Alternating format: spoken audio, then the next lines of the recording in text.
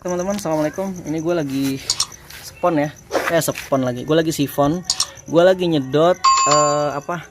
Nah, gue lagi nyedot nih. Gue lagi nyedot apa namanya? Kultur hasil dari kultur air gue. Kok gue sedot? Nah, yang gue sedot itu ampas-ampas yang ada di bawah, teman-teman. Kenapa? Karena gue menggunakan ragi. Ini menurut gue ragi itu simple banget ya. Ragi itu paling simple, paling gampang. Kalau bingung sama EM4, teman-teman bisa pakai ragi. Karena EM4 itu kan isinya juga EM4 perairan ya. Beda dengan EM4 peternakan, beda dengan EM4 pertanian. Itu bakterinya berbeda, jamurnya berbeda. Nah, kalau yang gue pakai kan biasanya kalau untuk kultur kutu air ya. Mau kutu air ini Daphnia ya. Nah, ini Moina. Ini gue dapat dari sawah ya.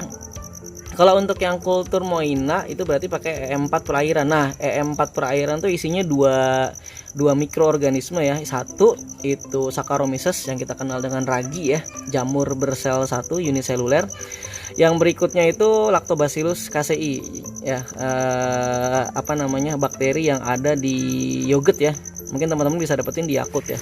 Nah, gitu. Jadi nah ini dia.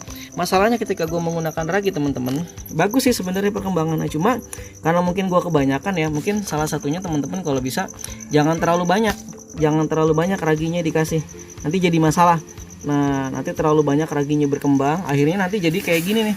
Ini bawahnya banyak lendir di bawah ya, banyak lendir ya kan. Ini raginya, karena ragi itu kan perkembangannya cepet ya.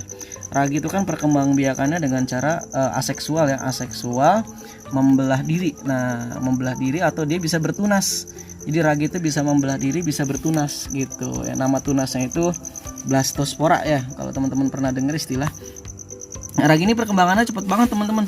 Makanya ini dia, setelah gua aktifkan raginya gua kasih. Ini biasanya kemarin gua kasih sampai 3 sendok nih, tapi mungkin untuk ukuran styrofoam kayak gini 1 sendok udah cukup sebenarnya. Karena mereka kan juga berkembang biakan mereka cepet. Nah, jadi karena ini terlalu banyak, akhirnya jadi berlendir dan ini jadi bau nih. Akhirnya banyak amonia dihasilkan di sini. Nah, makanya nih gue sedot bagian bawahnya ya, karena gue terlalu banyak ya, karena gue terlalu baik hati dan tidak sombong, rajin menabung. Bercanda. Karena gue terlalu baik hati kali ya, gue takut si Moinanya mati, makanya gue kasihnya raginya kebanyakan. Akhirnya ini lendir-lendir semua nih. Nah, kelihatan teman-teman ini lendir semua nih. Nah, ini lendir-lendir nih, kemungkinan ini selnya si ragi ya. Nah, lendir-lendir begini selnya si ragi plus apa namanya, plus sel-sel plus dari si kutu air atau Moina yang udah mati. Jadi campur nih, lendir ini berisi Moina yang udah mati plus sama si ragi juga gitu. Nah, itu jadi buat teman-teman kalau pakai ragi jangan terlalu banyak gitu, jangan terlalu banyak, diatur aja ya kan kelihatan tuh si Moinanya ini tumbuh berkembang atau enggak gitu kan.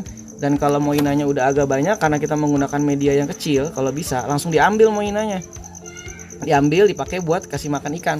Karena kalau kita biarkan ya nanti Moinanya lama kelamaan pada mati dan reproduksinya pun akan terhambat gitu. Karena Moina akan terhambat reproduksinya ketika densitas di sini udah penuh banget. Densitas itu maksudnya apa, kepadatan. Nah, ketika udah terlalu padat ya kan, nah teman-teman harus panen gitu, harus panen. Dan satu lagi teman-teman, kalau pengen bikin ini lebih awet ya kan, saran gua pakai kapur dolomit. Dolomit ya. Jadi bisa dapat di toko-toko peternakan. Tapi kalau mau pakai ragi doang juga nggak apa-apa. Yang penting teman-teman tahu gitu, takarannya jangan terlalu banyak gitu ya. Jadi bisa pakai kapur dolomit, tambahin aja, masukin aja secukupnya aja gitu. Paling kalau kayak gini gua kasih setengah sendok teh ya, satu sendok teh juga nggak apa-apa, nggak ada masalah. Nah, dolomit ini dia fungsinya salah satunya bikin ketika kondisi airnya ini udah agak asam, dolomit ini bikin dia nggak apa ya namanya, dia nggak bikin pH-nya tuh tidak terlalu asam, karena dolomit itu kan basa ya pH-nya ya. Nah, jadi kalau pakai dolomit itu kan kapur teman-teman. Biasanya kapur dolomit ini atau kapur, kalau nggak ada dolomit biasanya sih setahu gue petani-petani itu pakai kapur. Nah, kapur itu kan pH-nya basa di atas 7 gitu. Nah, kalau tanaman-tanaman atau ini daerah-daerah yang kalau kita punya sawah atau perkebunan, kalau dia udah sering dikasih pupuk ya kan, udah terlalu asam. Nah, biasanya kan caranya dikasih kapur gitu, dikasih kapur. Malah dosen gue lebih ekstrim lagi gitu kan, karena dia nggak ada kapur, dia pakai sabun cuci piring. Dia pakai Mama Lemon. Dia bilang karena Mama Lemon sabun pun sebenarnya bisa digunakan untuk bikin pH-nya jadi nggak asam lagi. Nah, cuma masalahnya sabun nggak bisa kita gunakan di sini teman-teman.